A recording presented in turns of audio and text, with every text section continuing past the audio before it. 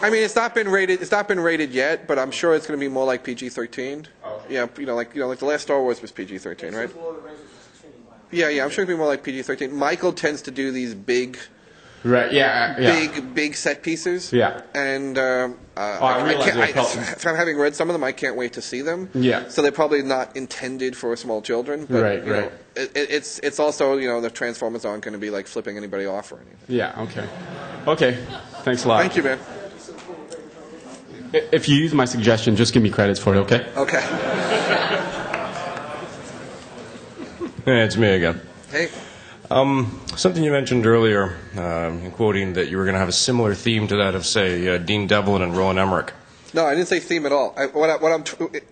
I'm probably way too old here, but if you go back to the traditional disaster type movies, whether it's the original Airport or the original Poseidon Adventure or the original Towering Inferno, or nowadays, I didn't say Dean, although I like Dean. I said like Roland Emmerich, which was these. It's like basically something catastrophic happens, and we could follow the story. Again, it's a classic structure. If you remember the V miniseries. Oh, I remember the miniseries or the television series. That's two totally separate animals. No, not the television. The original V miniseries. But the original V miniseries, what you had was a situation where the visitors come and they invade. Mm-hmm. But all we did was we didn't follow the whole world. We followed the Mark Singer story and we followed the Robert Englund story. That's what I was trying to get to. So what you have in this particular case is there's a battle going on between the Decepticons and the Autobots. And the Decepticons are trying to find something. You can figure out what that is yourself. But the Decepticons are trying to find something. The Autobots are trying to stop them from finding it. And there's all kinds of people that are caught in the middle of it. And we follow 4 stories, which eventually all kind of collide. That's what I was trying to say. In relation, and V's a good example you made too. When you say it's being released July 4th, and again, the small reference, say, to Emmerich and Devlin, and Spielberg's involved in this through the top levels, and you've already mentioned several stories. What I'm concerned about, and I'm sure other people would be as well, please reassure us, this isn't going to be an ensemble soap opera story, is it? Where, like, for example, here there's 4 different characters or groups of characters. Group number 1 had a problem with group number 3 because they're married and they're divorced now. And group number 4, is going to college, but group number 1 won't give him his tuition. No. And you know what I mean? Like, no. And Megatron captures the boy, and the father goes and saves him and saves his marriage. This is going to be a Spielberg heartwarming thing where Optimus Prime saves a guy's marriage, right? No. Like, Autobots, transform, That's what I'm worried about, because I love Spielberg, I love them, the V and the Independence Day. This is not like one guy's going to be Jewish, one's going to be an atheist, No. That's what I'm worried about. This is not that. Like Family Guy's Optimus Prime's Jewish. I'm worried that this is going to be too human, like there's human stories, but no. No. This is not that. This is not that. All right. Thank you very much. Thank you. Hi, I'm Cody, and Hi, Cody. I had a soundtrack question. I'm not sure if it's even on your radar yet. Personally, I think you'd be hard-pressed to find a fan in this room who wouldn't want to hear some version or variation of the Transformers theme in the movie at some point. Oh, you mean the more than meets the eye? Yeah, I was just wondering. I think we'd have to be retarded to leave that out. So. Okay. That's all I wanted to know. Thank you. Okay, my name is Frank Martino. Hey, Frank. And my curiosity is mostly about how is the hierarchy going to work for the Autobots and the Decepticons, because it's a little over the top in the cartoon, because you have that Megatron's the leader of all the Decepticons, and they have this big army, and they have this planet that they're fighting over. Yet he's going to leave his planet that he's trying to conquer to go fight on. I know he's following them for energy and all that, but he's going to fight on this planet. I know that they need to find something, right? But in real life, military doesn't exactly work that way. The most important guy doesn't always go there. So is he going to actually be the leader, or is he going to be more like a general or something like that? And the Zotan is probably going to be treated the same way, like they're lower in the ranks and they're being led by someone else, or are they going to be the leaders and the situation is just such a big crisis that they have to be there out of no choice? Because I know the cast will be smaller. I'm trying to answer your question, so let me answer it in a way that I can, which is Optimus and Megatron are definitely the leaders of each side in the current draft of the script. Yeah.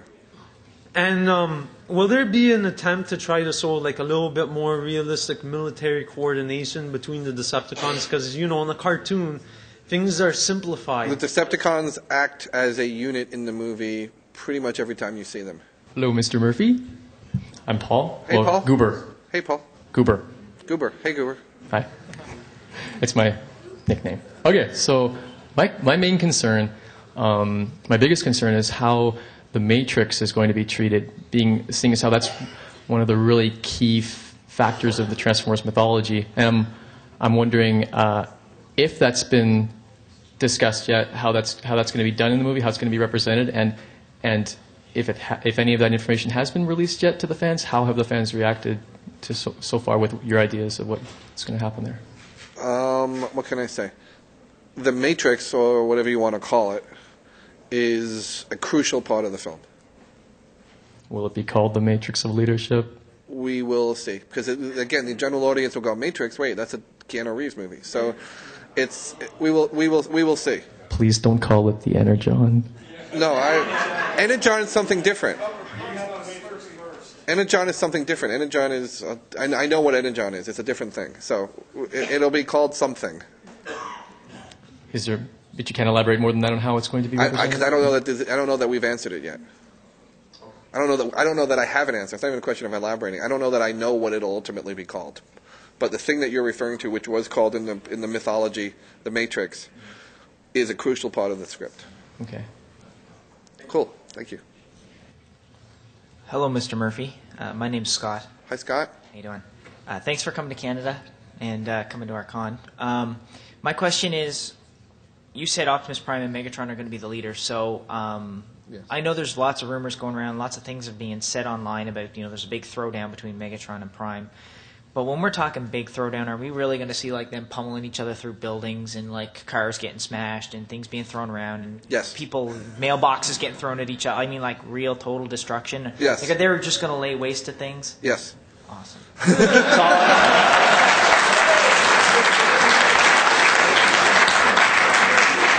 Hi, Don. How are you? My name's Fran.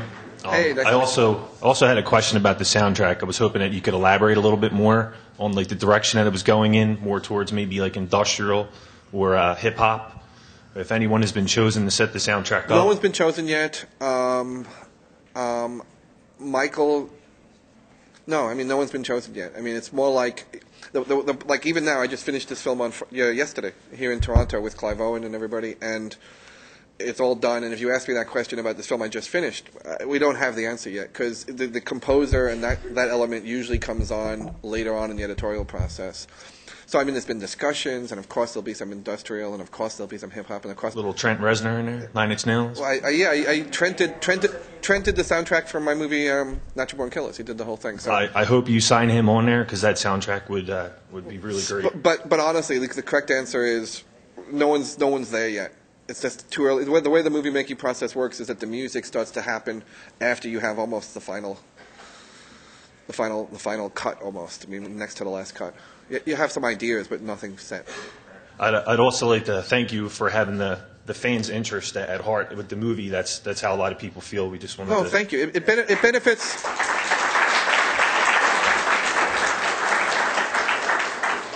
Thank you. It benefits me if the movie's a hit, then it benefits me as well. So I mean, I just want to get it right. I mean, really, it's a fine line because you want to get a movie that the average person will like, but you also want to get a movie that the hardcore fan likes, and it's a tough give and take. And I every choice is agonized over by everybody involved.